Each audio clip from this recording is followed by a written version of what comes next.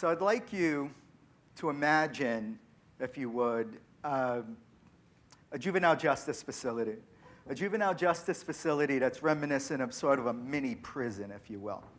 I'm talking 8 feet high gates with razor wires along the top, where the young inmates in the facility are shackled and handcuffed in and out as they're escorted by correctional officers. Now, I was at this facility that I met a young man named Victor. Now, Victor was a tall, muscular African-American kid who looked a lot bigger and older than his 14 years. And as the clinical coordinator for the mental health overlay program at the facility, I would generally read every kid's file before they came in and introduce myself to them as they came in. And I remember Victor came in. He was a kind of a quiet, brooding young man. And, you know, other than being a large kid, it wasn't a lot that stood out about Victor, except for one thing that stood out very much, and that was along his right hand were tattooed the letters F-U-C-K, and along his left were tattooed the letters L-I-F-E. Now, I didn't know a lot about Victor, to be honest. I knew Victor had been arrested multiple times since he was 9 years old. I knew that Victor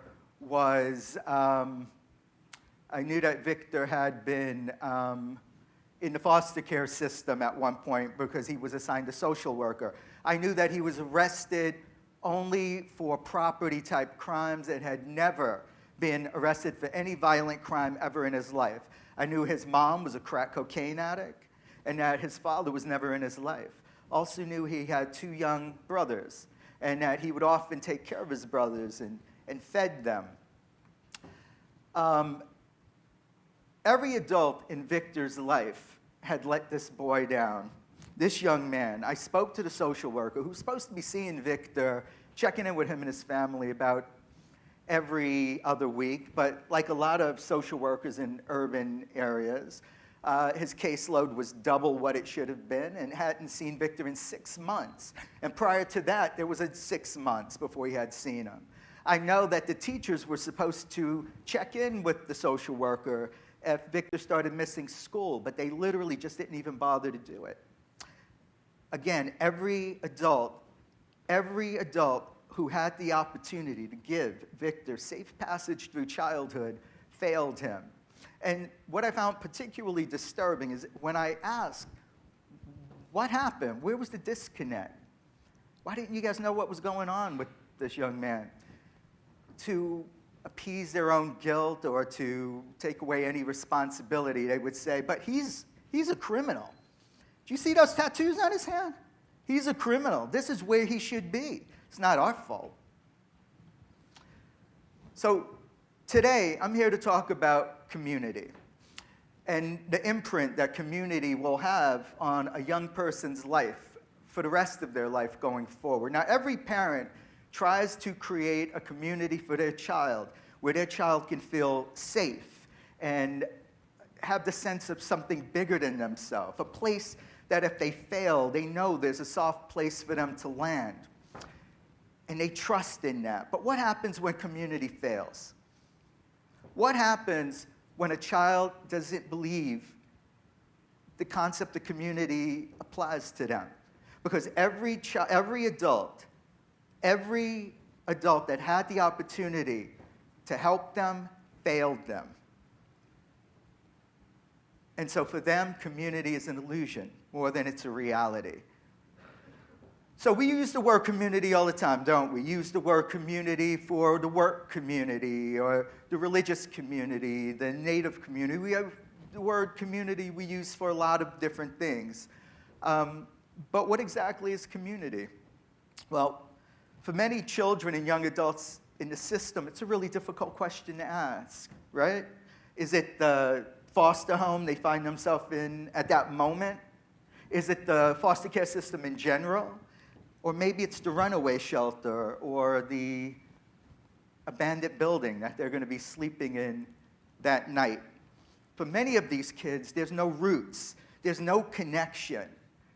And for these kids, there's no place they feel safe enough to unpack their bags. That's not going to happen for them. So for them, community is fluid. And it's not always a place that they're going to make a connection to that wonderful foster placement. And everyone looks at them and goes, this is such a great foster placement, right? Why aren't they connecting more to this particular placement? They should be happy to be there. So I grew up as a ward of the state of New York. I grew up in and out of a multitude of foster homes and group homes and runaway shelters throughout New York City. Slept in a lot of abandoned buildings, squatted quite a bit as a kid. And I remember this one placement they put me at. It was lauded to be this amazing placement. And I remember the social worker telling me how lucky I was to be put in this particular placement. It was in a neighborhood. Everything was supposed to be this just awesome placement. It's funny how memory works, isn't it, when you think back, the pieces that you remember. For example, I remember the walls in this placement were newly painted. Kind of remember the smell, and that there were no marks on this very white wall.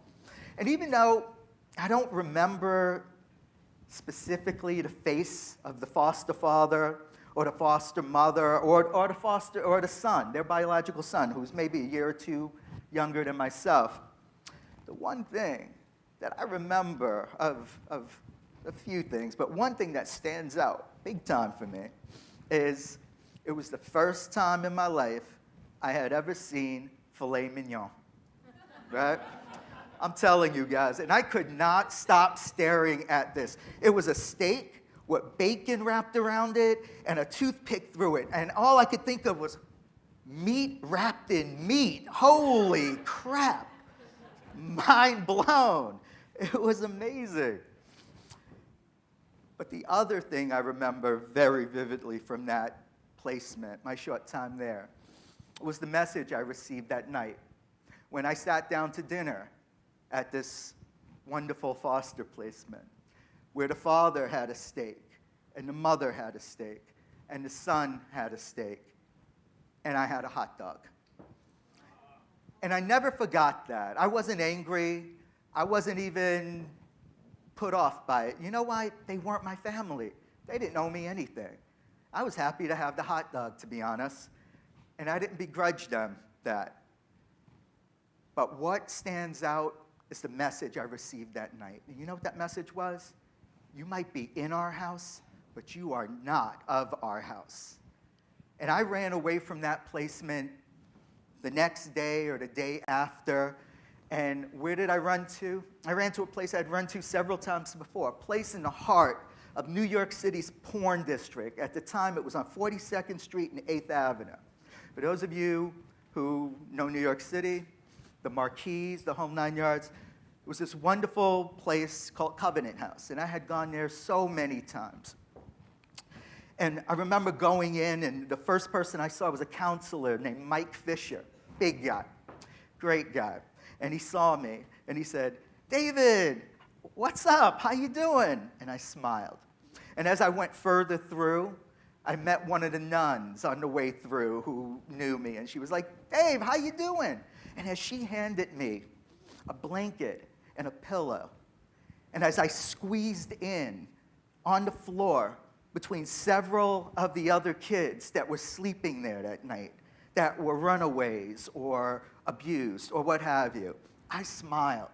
And I remember feeling more at home on the floor of a runaway shelter in the heart of the porn district of New York City than I ever did at that great foster home. So what's community for these kids? Well, I think community is simple. It's that place where you feel that you belong. It's that place where the message that you get is that you're not just in the house, but you're as much of the house as everyone else here. You belong here as much as anyone else belongs to be here. So, sorry, just had my notes. So the other thing about community, of course, is community teaches us what we need to know to survive within that community, the skills that we need. Now, if you grow up in this wonderful community, right, well, those skills might be how to go on to college and how to create a life with family and to feel connected and to thrive.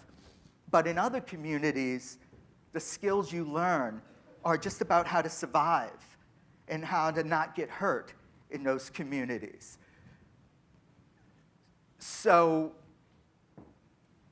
one of the other things we get at the communities that we find ourselves in is we develop mentorships, right?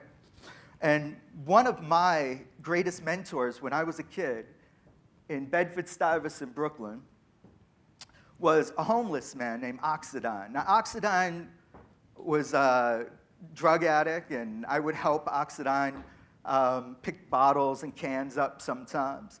And I remember walking home from school one day, and Oxidine had saw me crying. Now, where I grew up, I was the only Caucasian kid in my school. And as we all know, whenever you are different in any way, it becomes easy for people to pick on you, and my difference certainly stood out. And as I was walking by, Oxidine came over to me, and he said, "Boy, what's wrong?" And I said, "I'm just tired of these kids calling me white boy and cracker and telling me I'm a foster kid and I don't have any family and all this stuff." And Oxidine looked at me as serious as I have ever seen him. And he took me by the shoulders and he squared me up and he said, "Boy, look at me."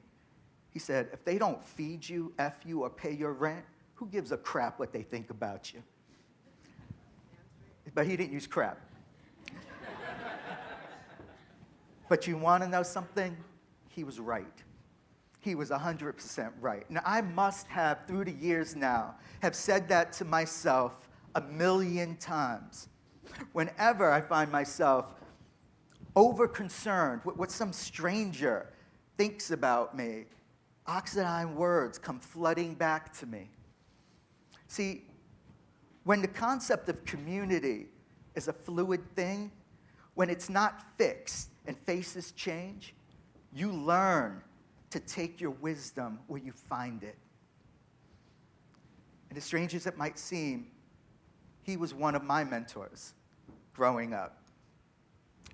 Now, I'm a big believer in, and I'm certain everyone here is a big believer in, that all children deserve safe passage through childhood. Yet, in the foster care system, well, foster care children are more likely to be victims of abuse and of pedophiles than any other group out there. Now, these are statistics from the United States, but they do apply to Canada also. And in fact, the only major difference is that it tends to be more applicable to indigenous population because of the representation of the indigenous population within the foster care system. But other than that, the numbers aren't that different. And the statistics are not just horrifying, but shameful. And what they show is, depending on the city you're looking at, child sex workers, what we would call child sex traffickers, right, make up between that 50 to 80% of them, right, are foster care related. Let me say that again. 50 to 80% of child sex traffickers are connected to the foster care system. This is not something you can ignore. This is a huge, huge problem. In fact, it's a problem that has been given a name 15 years ago or so. And now, what is it referred to? It's actually referred to as the foster care to prostitution pipeline.